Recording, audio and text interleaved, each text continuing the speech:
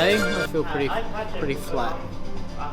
Mardo dropped my calories 150 from the other day. I'm 1950 at the moment. Like generally I felt pretty good all in all. Today I think just the early mornings, like readjusting to coaching again, has definitely added in an additional layer of complexity. Like I was up at 4:30 this morning, working, standing on my feet all morning, moving weights around for people, and then trying to like muster up the energy to get through a training session. Week 5 of a training block. It's kind of lacking.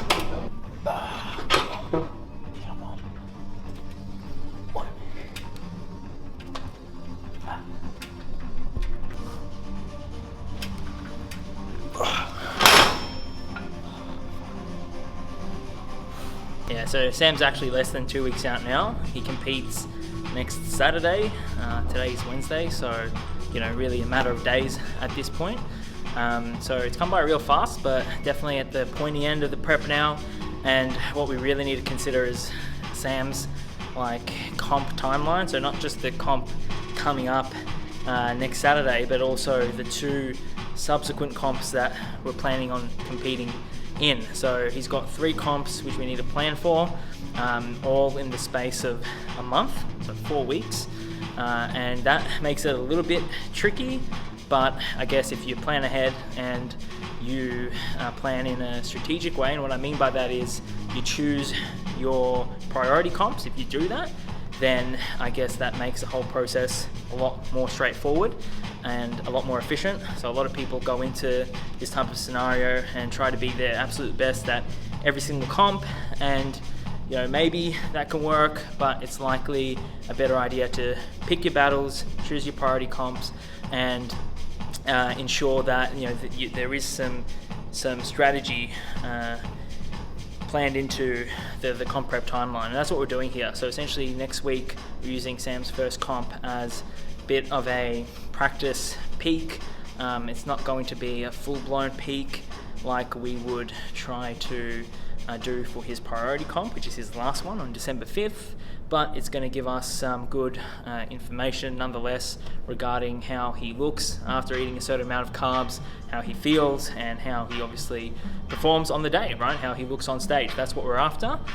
So right now Sam's going through, I guess, what we can call depletion phase, or he's just really digging to shred away those last few layers of fat left on his physique, mostly his lower body, and essentially we'll run probably 2 or 3 high carb days next week before his comp, in aim of filling out those glycogen stores, making him look a lot fuller, a lot sharper, and essentially a lot bigger on stage. So that's one of the main reasons that we adjust carbohydrate intake before the show.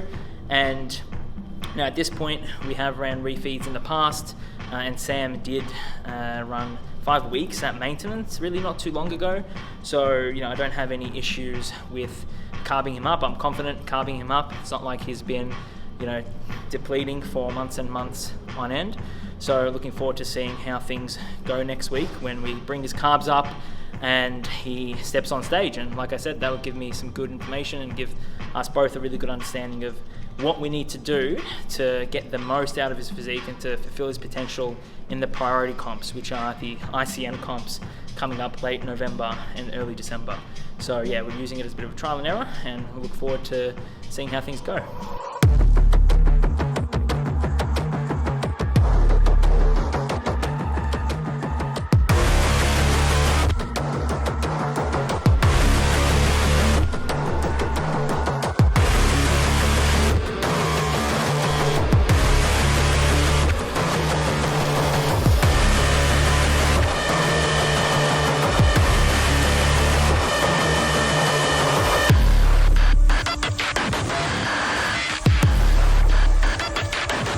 Peak week is generally the week leading up to a competitor's show, where essentially the plan is adjusted slightly to ensure the competitor steps on stage looking their absolute best. Now, a lot of people tend to put a lot of weight on their peak week, which is all well and good, but for a peak week to work really well and to work optimally, the competitor really does need to be in shape. It does need to be stage lean before that peak week commences. And if you're not stage lean, if you're not ready yet, the peak week really isn't going to add that much to your physique. So I guess to summarize, it's the week leading up to the show, but the competitor has to be ready before that peak week. And essentially there's probably 3 main goals that we need to address in peak week. The first one is to ensure we saturate the competitor's glycogen stores. So essentially what that means is increasing their carbohydrate intake to ensure that their muscles are full of glycogen, because carbohydrate is stored in the muscle as glycogen.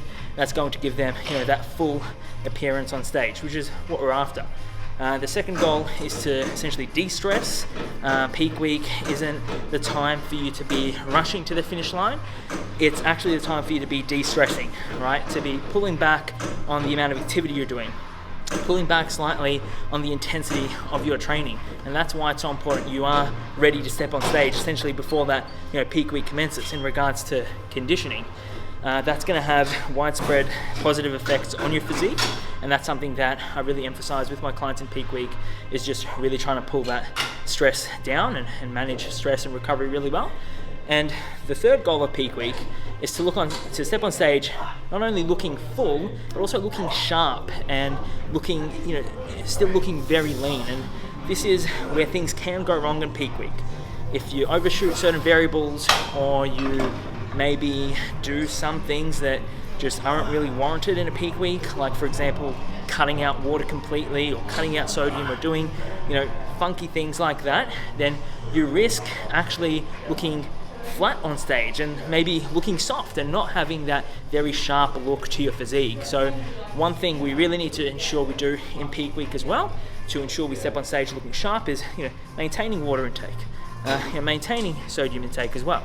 And all these variables that I'm mentioning, carbohydrate intake, water intake, sodium, fiber, all these variables are adjusted in a way to ensure the competitor, like I said earlier, steps on stage looking full, looking lean, looking sharp, and does a great job on stage. But oftentimes things can go wrong, and that's why it's so important that you are taking yourself through a peak week which is planned out, and you have someone, if you're competing, you have someone looking over you, looking at your physique and adjusting things reactively, because it's not just a matter of setting the plan in stone. The plan has to be adjusted reactively based on how the competitor's looking, because that's also quite dynamic and can change day to day.